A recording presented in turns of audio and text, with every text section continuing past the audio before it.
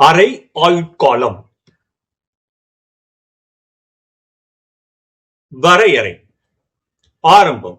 காலம் சுழியாக இருக்கும் பொழுது நம் பெட்டியில் மொத்தம் 16 கதிரியக்க அணுக்கள் உள்ளன.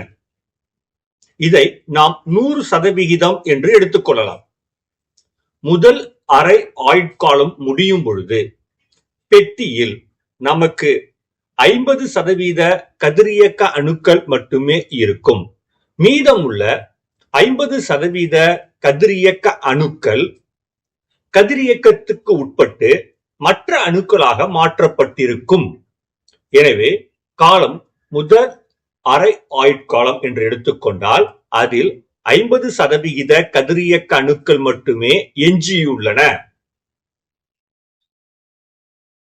இப்பொழுது அடுத்த அரை ஆயுட்காலத்திற்கு பிறகு, அதாவது 2ஆம் அரை ஆயுட்காலத்திற்கு பிறகு பெட்டியில் 50% இருந்த கதிரியக்க அணுக்கள் இப்பொழுது 25% மாற்றப்பட்டிருக்கும்.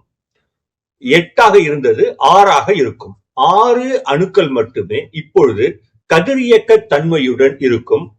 மீதமுள்ள 6 அதே அரை ஆயுட்காலத்தில் மற்ற அணுக்களாக மாற்றப்பட்டிருக்கும். T என்பது 2வது அரை ஆயுட்காலம் என்று எடுத்துக்கொண்டால் நமக்கு 25% கதிரியக்க அணுக்களே எஞ்சியுள்ளன.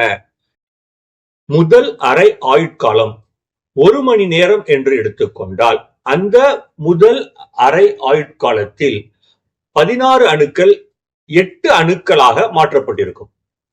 மற்றும் ஒரு மணி நேரத்தில், அதாவது 2வது அரை ஆயுட்காலத்திற்கு பிறகு மொத்தம் 2 மணி நேரத்திற்கு பிறகு மொத்தம் இருக்கும் கதிரியக்க அணுக்களின் எண்ணிக்கை 8 ஆகும். அரை ஆயுட்காலம் என்பது ஒரு குறிப்பிட்ட தனிமத்திற்கு மாறிலி ஆகும்.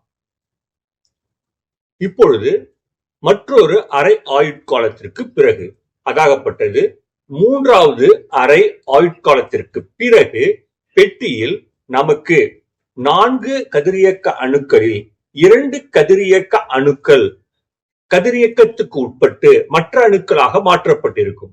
இப்பொழுது நம் பெட்டியில் 2 கதிரியக்க அணுக்கள் மட்டுமே உள்ளன. இப்பொழுது காலம் 3வது அரை காலத்திற்கு பிறகு 12.5% கதிரியக்க அணுக்கள் மட்டுமே இருக்கும்.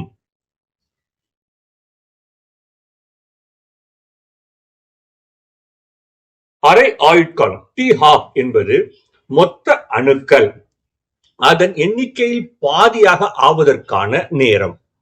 அரை ஆயுட்காலம் என்பது மொத்த அணுக்களின் எண்ணிக்கையில் அதன் பாதி அளவு குறைவதற்கான நேரம் ஆகும்.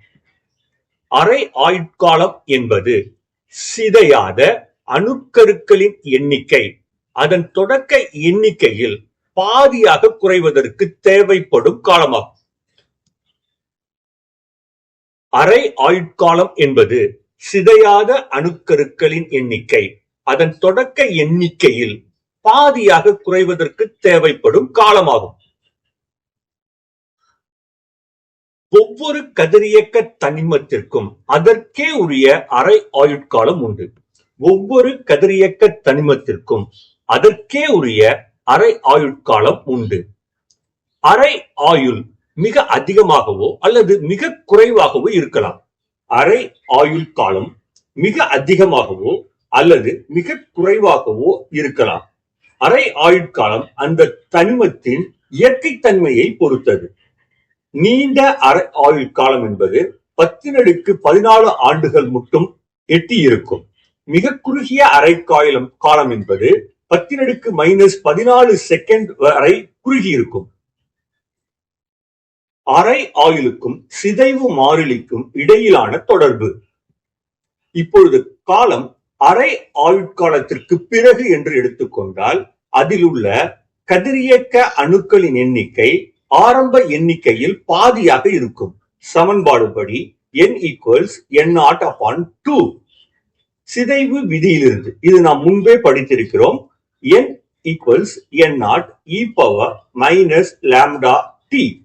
இதில் n என்பது n0/2 என்றும் t என்பதை T½ என்றும் பிரதியிட்டால் நமக்கு n0 upon 2 equals n0 e power minus lambda t half கிடைக்கும்.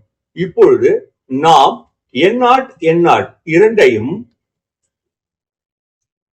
கேன்சல் பண்ண நமக்கு ஒரு புதிய சமன்பாடு கிடைக்கும். அது 1/2 equals e power minus lambda t half. இதை தலைகீழ் எடுக்க 2 equals e power lambda t half. மடக்கை எடுக்க natural log 2 equals lambda t half. இதிலிருந்து t half என்பது log 2 divided by lambda வுக்கு சமம்.